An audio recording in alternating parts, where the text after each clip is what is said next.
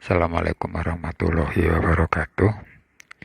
Saudara mahasiswa peserta mata kuliah pembiayaan vegetatif, marilah kita lanjutkan belajar kita mengenai teknik-teknik pembiayaan vegetatif. Pada minggu yang lalu kita sudah membicarakan tentang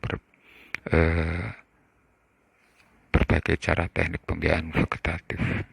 Nah, hari ini kita membahas dua hal yang paling sering berkaitan erat dengan teknik pembiayaan vegetatif. Yang pertama adalah apa yang disebut dengan klon.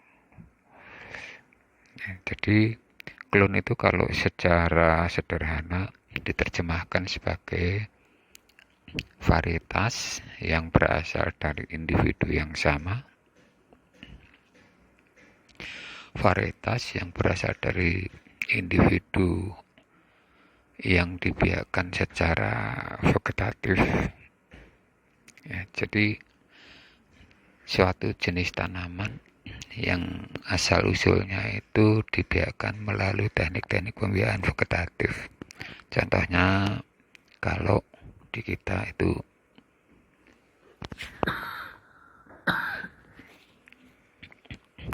ada namanya dulu durian dari Jepara namanya durian Petruk. Jadi durian Petruk itu merupakan klon. Jadi sebenarnya klon itu sama saja dengan istilah yang sering kita dengar dalam dunia pertanian di lahan tanaman pangan, yaitu istilahnya itu kultivar atau varietas. Kultivar itu singkatan dari cultivated variety, jadi varietas yang dibudidayakan. Jadi oleh karena klon itu dibiarkan dari satu individu, jadi satu menjadi banyak sekali, banyak sekali. Nah, inilah yang disebut klon. Maka secara teoritis maka dalam satu klon itu mempunyai karakter-karakter yang sama karena gennya sama. Jadi, mengapa karakternya sama? Karena karakter tanaman itu dikendalikan oleh gen. Jika satu susunan gennya sama, maka teoritis karakter atau sifat dari tanaman dalam satu klon itu sama. Jadi itu definisi dari klon. Kalau kita lihat tadi definisinya itu dibiarkan, berarti seolah-olah klon itu selalu dibuat oleh manusia, ya, karena ada kata-kata definisi dibiarkan. Jadi sebenarnya klon itu tidak selalu dibuat oleh manusia. Ada klon yang terjadi secara alami di sini nih. Secara alami klon itu sudah ada contohnya. Contoh-contoh klon yang secara alami, ya, jadi bulb. Ini bulb. Saya ambil gambar-gambar ini dari internet, ya. Jadi macam-macam bulb. Jadi bulb itu sesuatu organ tanaman biasanya dalam tanah itu menggembung. Jadi macam-macam bulb. Nah, kalau rhizome ini, rhizome itu bagian yang terbenam di dalam tanah, ya. Jadi sulit didefinisikan, tapi dilihat sajalah bahwa macam-macam dari klon yang biasanya alami itu, ya, ini disebut kormus, tuber, ini tuberous root. Jadi sebenarnya semua organ ini, ya, adalah bagian tanaman dalam tanah yang berfungsi atau termodifikasi menjadi penyimpan cadangan makanan, ya. Jadi misalnya ini tuberous root ini singkong itu kan kita mengenal sebagai sumber karbohidrat. ya, cadangan makanan bagi tanaman ubi kayu. Jadi saya ulang bahwa sebenarnya kalau tadi dikatakan definisi klon itu dibuat, tetapi sebenarnya ada klon-klon yang secara alami tersedia, yaitu ini contoh-contohnya.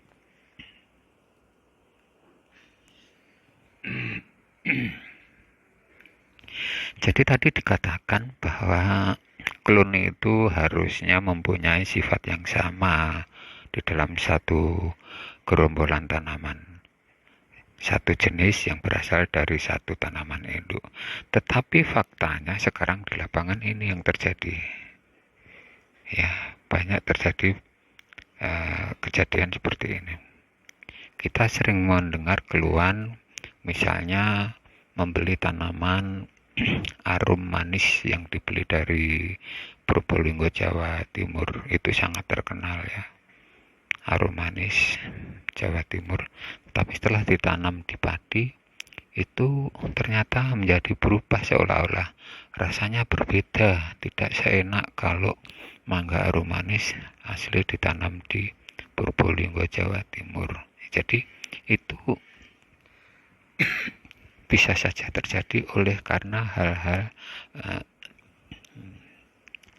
pertama karena lingkungan.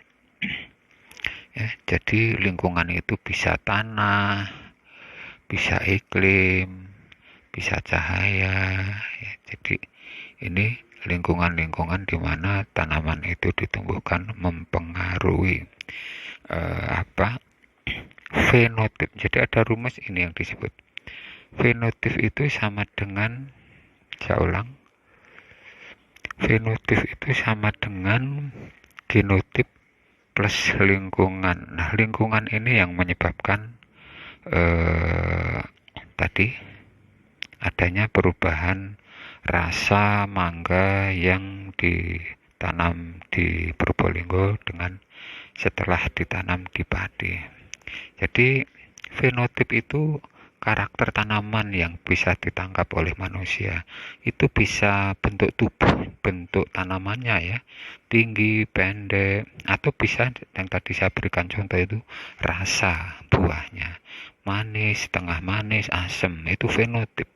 Ya, jadi fenotip itu sesuatu karakter tanaman yang bisa penampakan ya, kalau diterjemahkan secara bebas itu fenotip itu penampakan. Ya, jadi sesuatu yang tampak, sesuatu yang bisa dirasakan atau ditangkap oleh panca indera manusia, termasuk rasa, itu adalah fenotip. Nah, fenotip itu, rasa itu dipengaruhi oleh lingkungan ini tadi. Genotipnya sama-sama tanaman dari Probolinggo, varietasnya, klonnya.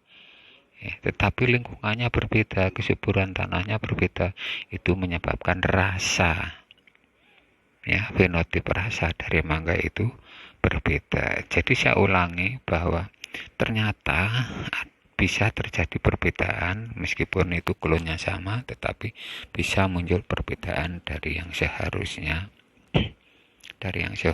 seperti tanaman induknya. Jadi pertama oleh karena faktor lingkungan. Kemudian yang kedua, bisa terjadi itu perbedaan itu bisa terjadi oleh karena ini, yaitu perbedaan fase tumbuh, terutama fase tumbuh juvenil dan fase tumbuh tanaman dewasa. Jadi ini karakter-karakter kalau tanaman itu dalam fase tumbuh juvenil, karakternya ini.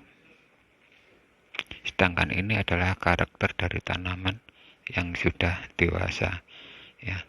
Untuk mengetahui apa sih fase juvenil, fase dewasa ini adalah gambar yang menggambarkan siklus tanaman. Nah, fase juvenil itu ada di sini ini. Ini juvenil. Jadi juvenil adalah suatu masa di mana tanaman itu masih sangat muda. Ya. Nah, secara morfologis biasanya, secara kasat mata biasanya bisa ditunjukkan oleh karakter dari Misalnya bentuk daun ini, ya, bentuk daun. Ada jenis tanaman kalau waktu kecil itu daunnya berbentuk seperti ini, ya. Nah, ini fase juvenil. Tetapi setelah dewasa, tanaman berubah. Setelah dewasa, tanaman daunnya berubah menjadi seperti ini. Ya, saya ambil contoh lagi, misalnya daun nangka. Nangka tahu ya, itu kalau nangka itu baru sangat muda, baru berkecambah, itu daunnya kadang-kadang muncul daun seperti ini. Padahal nangka kalau sudah dewasa daunnya ya seperti ini pada umumnya, ya. Jadi ini merupakan salah satu ciri dari fase juvenil. Nah, perbedaan fase juvenil dan dewasa itu menyebabkan terjadinya perbedaan karakter, ya. Nah, karena apa? Karena masing-masing mempunyai karakternya itu tadi. Jadi misalnya kalau juvenil itu dia punya karakter vigor. Vigor itu maksudnya tubuhnya kekar, kuat, pesat, cepat sekali tumbuhnya. Kalau dewasa kurang vigor. Kalau dalam masa juvenil untuk dibungakan dan dibuahkan itu sulit. Tetapi kalau fase dewasa gampang dibungakan dan dibuahkan. Oleh karena pada waktu kuliah yang lalu di awal kuliah, salah satu keuntungan pembiayaan vegetatif itu adalah menghilangkan fase juvenil, karena fase juvenil itu biasanya merugikan bagi orang-orang pemilik perkebunan, misalnya jeruk gitu. Karena apa? Tanaman-tanaman yang juvenil itu tidak segera menghasilkan. Mengapa tidak segera menghasilkan? Karena dia sukar dibungakan maupun dibuahkan meskipun dengan dirangsang, ya, dengan berbagai rangsangan.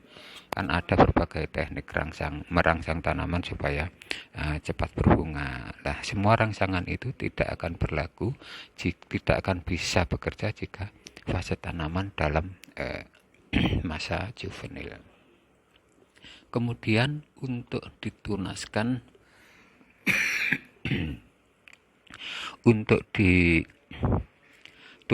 dan diakarkan, fase juvenil sangat mudah. Jadi bagian tanaman yang sangat muda ini sangat mudah diakarkan, ya, sangat mudah diakarkan.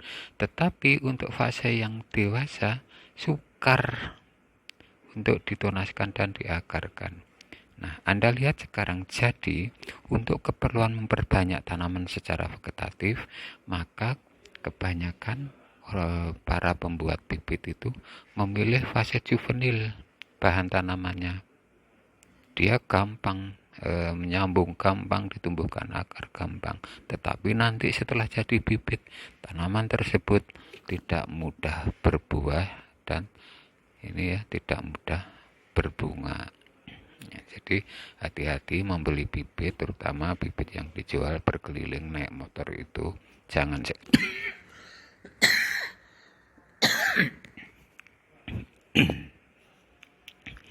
sekedar memilih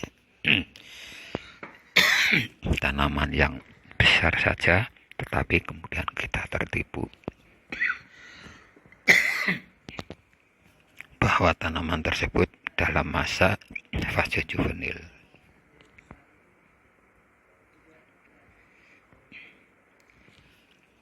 Yang ketiga kemudian, yang bisa menyebabkan terjadinya perbedaan hasil tanaman yang dibiarkan secara vegetatif dengan induknya, yaitu habitus. Habit itu bahasa Inggris, artinya kebiasaan. Nah, yang dimaksud apa? Kebiasaan dari tanaman induknya. Jadi habitus tanaman induk yang diambil. Saat di sini yang diberikan contoh itu pada tanaman kopi, ya. Di Jolong itu ada perkebunan kopi. Salah satu teknik memperbanyak bibit kopi di Jolong itu dengan melakukan stek. stek batang. Batangnya itu jika diambil dari yang horizontal, jadi yang dimaksud batang atau cabang horizontal itu adalah cabang yang tumbuhnya mendatar. Ini kalau saya misalkan ini gambar tanaman kopinya, cabang horizontal itu mendatar. Dan kebanyakan sekarang tanaman kopi itu cabang-cabangnya dipaksa untuk tumbuh mendatar supaya tidak tinggi tanaman itu, sehingga pekerja yang memetik buahnya itu tidak harus naik pohonnya. Nah, ini yang tumbuh secara mendatar semakin lama ini mempunyai kebiasaan, dia terbiasa tumbuh mendatar. Maka apabila ini diambil sebagai stek, ya, nanti tanaman yang baru hasil steknya itu juga mendatar. Jadi tidak mau tumbuh tegak tapi terus mendatar. Ini yang dimaksud dengan istilah habitus induk yang diambil. Berikutnya yang menyebabkan adanya perbedaan itu adalah terjadinya degenerasi akibat virus. Jadi tanaman hasil pembiayaan vegetatif yang secara terus-menerus disetek, tumbuh besar, disetek lagi dan seterusnya, itu lama-lama bisa terinfeksi oleh virus, karena dalam proses stek mesti terjadi luka, dan dalam luka itu bisa terinfeksi oleh virus. Nah, virus itulah yang menyebabkan terjadinya muncul gejala tumbuh berbeda dari induknya, ya. Jadi oleh karenanya pada pembiayaan vegetatif itu biasanya kalau sudah 7 turunan, ya, misalnya durian petro itu kalau sudah dibiarkan pada turunan yang ke-7 harus diuji ulang, harus diuji untuk diketahui apakah di klon itu yang dihasilkan di turunan ke-7 itu mengandung virus apa tidak. Jadi itu. Di virus itu sebenarnya bisa, ya kayak virus corona yang sekarang sedang terjadi, ya, itu bisa menyebabkan orang itu sebenarnya sakit tapi tidak menunjukkan gejala sakit, tahu-tahu mati. Ya. Berikutnya yang bisa menyebabkan perbedaan nomor 5 ini adanya mutasi. Mutasi itu pergantian, ya, jadi berganti. Kalau di kepegawaian itu ada juga istilah mutasi, itu pindah tugas, ya. Jadi misalnya semula itu jadi tata usaha di pertanian, dipindah tugas menjadi tata usaha di psikologi, itu namanya dimutasi, ya, dipindah tugas. Nah, di dalam tanaman pun ada istilah mutasi, tetapi pengertian mutasi di dalam tanaman itu adalah yang berubah gennya. Jadi tadi dikatakan bahwa pembiayaan vegetatif itu gennya akan sama, tetapi dengan berjalannya waktu ada kemungkinan kita berprasangka gennya masih sama padahal gennya sudah berubah. Nah, mutasi itu bisa disebabkan oleh banyak hal, ya. Jadi misalnya yang pertama ini, kedua ini, dan ketiga ini. Mutasi pertama bisa disebabkan oleh perubahan bahan kimia. Jadi adanya perubahan bahan kimia di dalam inti sel, ya. Dalam inti sel ada perubahan bahan kimia, ya, tentu saja karena bahan kimia itu mempengaruhi pertumbuhan ataupun penambahan tanaman. Yang kedua, mutasi bisa terjadi oleh karena perubahan struktur dari kromosomnya. Jadi yang berubah kromosom. Ya, perubahan kromosom itu bisa duplikasi, delesi, ataupun inversi. Duplikasi itu penggandaan menjadi dua. Jadi kalau misalnya tadi rata-rata tanaman itu kan gennya 2N ya. Misalnya padi 2N itu 24. Ini kalau mengalami duplikasi bisa menjadi 2 kali lipat jumlah N-nya menjadi 4N. Kemudian kalau delesi itu berkurang. Jadi kalau duplikasi itu bertambah, kalau delesi itu berkurang. Kemudian kalau inversi itu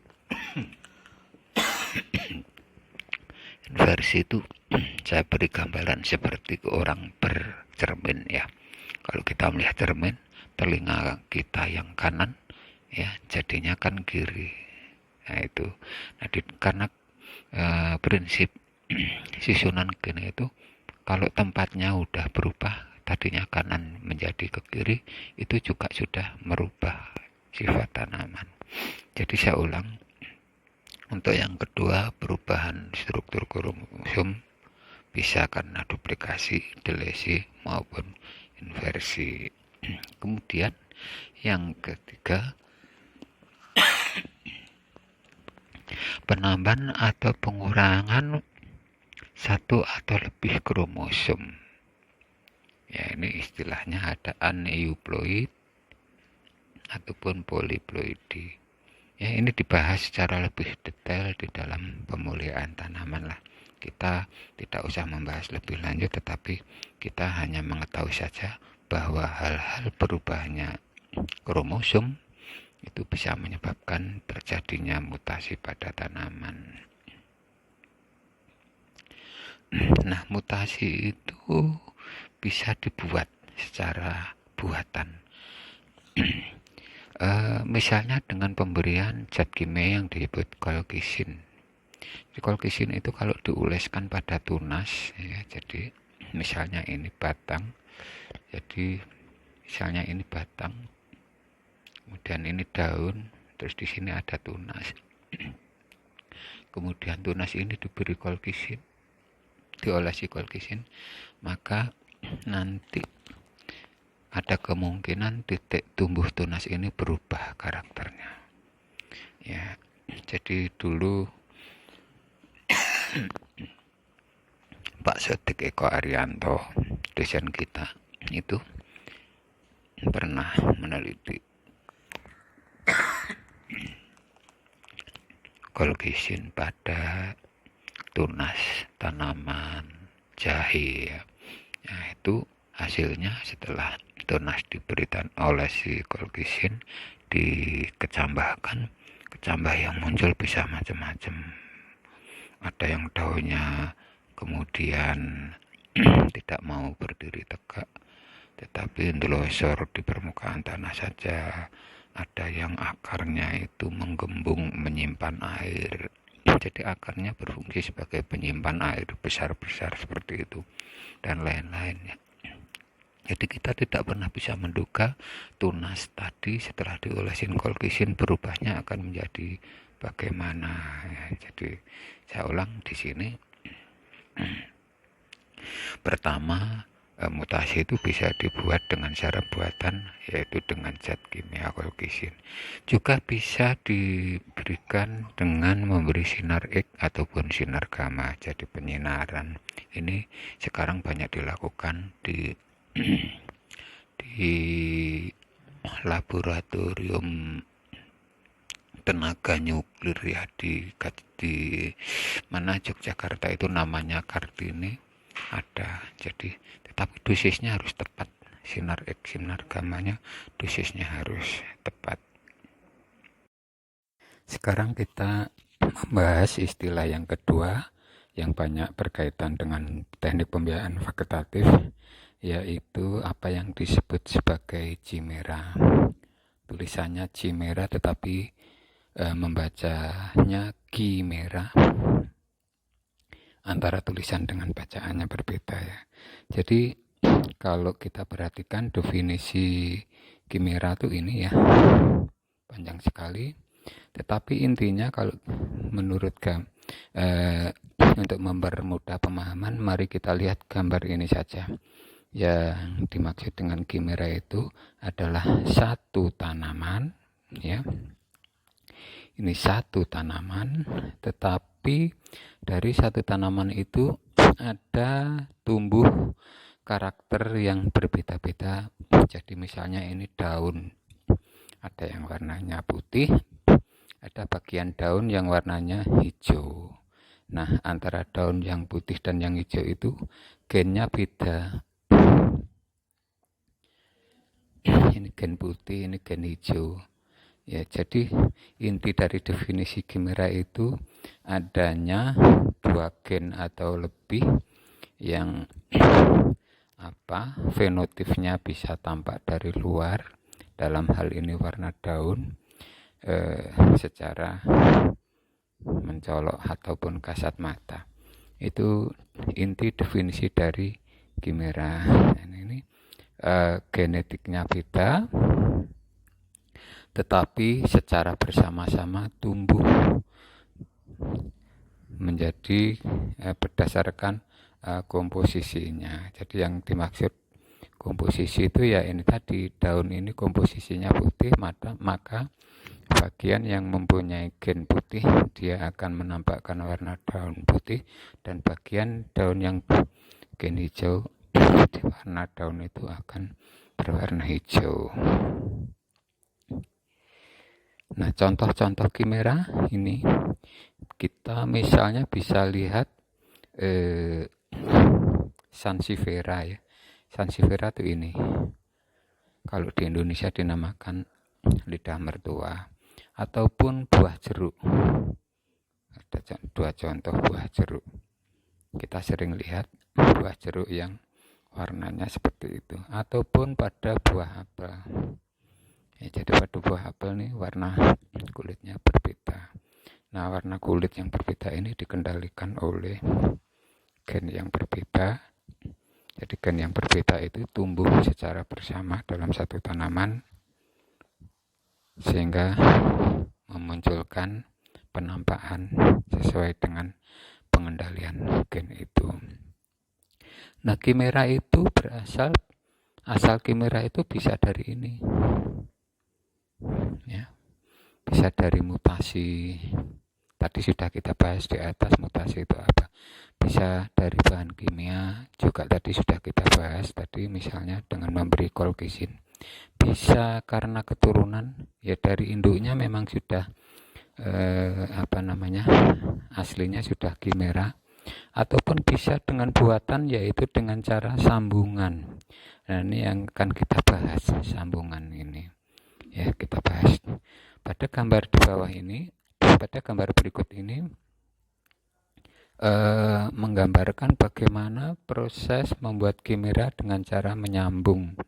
Ya, jadi tahap-tahapnya tuh ini 1, ya, 2, 3, 4, 5. Ya, dari 1, 2, 3, 4, 5 itu arahnya seperti ini. Pada tahap 1 itu dibuat sambungan. Ya, jadi sambungan antara dua tanaman yang gennya beda. Ini gen diarsir gelap, ini gen tidak diarsir gelap. Kemudian setelah nyambung seperti ini, dilakukan diiris mendatar. Karena diiris, maka di sini terjadi luka, dan luka ini menimbulkan kalus. Ya, luka ini menimbulkan kalus.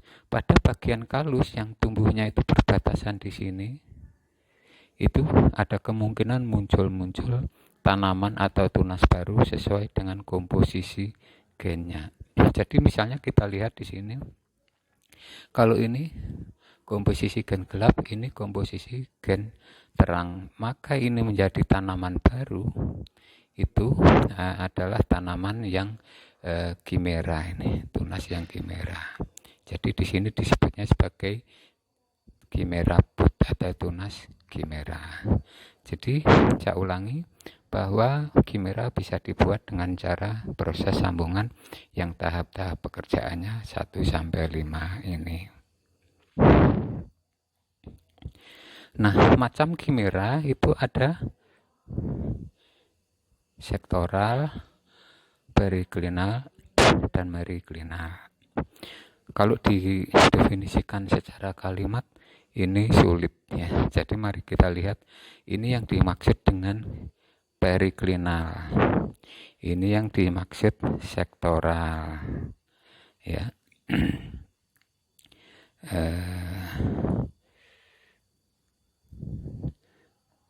Jadi kalau kita perhatikan berdasar gambar ini, Chimera periklinal itu jika komposisi dari gen yang di arsir gelap dengan komposisi yang terang membentuk suatu cincin. Ya, perbedaannya itu membentuk suatu cincin. Jadi yang pinggir dari batang itu semua gen terang, sedangkan asnya yang tengah itu gen gelap. Ya, itu periklinal. Sedangkan kalau sektoral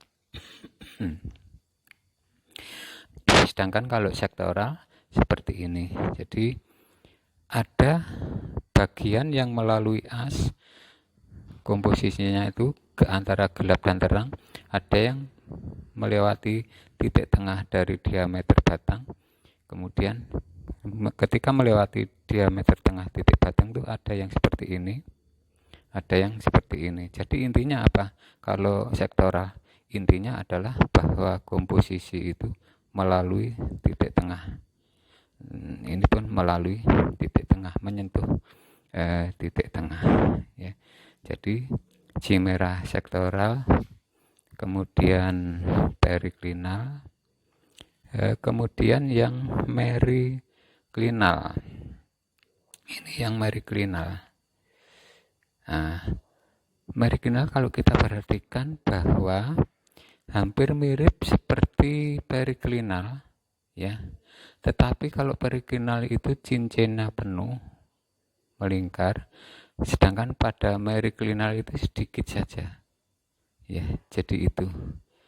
Ya, ini perbedaannya. Ini melingkar penuh, sedangkan ini terputus cincinnya. Jadi saya ulang,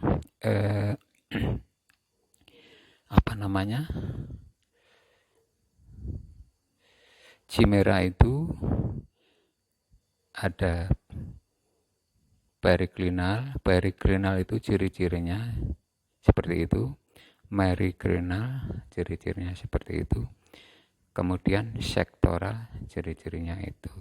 Nah, ini termasuk sektoral. Gambar di atas ini termasuk sektoral ini. Nah, maka kalau kita perhatikan bahwa yang dimaksud sektoral, garis ini tidak harus lurus. Pada contoh yang ini garisnya seperti ini kan. Nah, tetapi intinya apa? Ini adalah melalui titik pusat. Maka yang demikian ini dia termasuk ke dalam sektoral. Ya, jadi itu penjelasan mengenai tipe-tipe Chimera melalui gambar.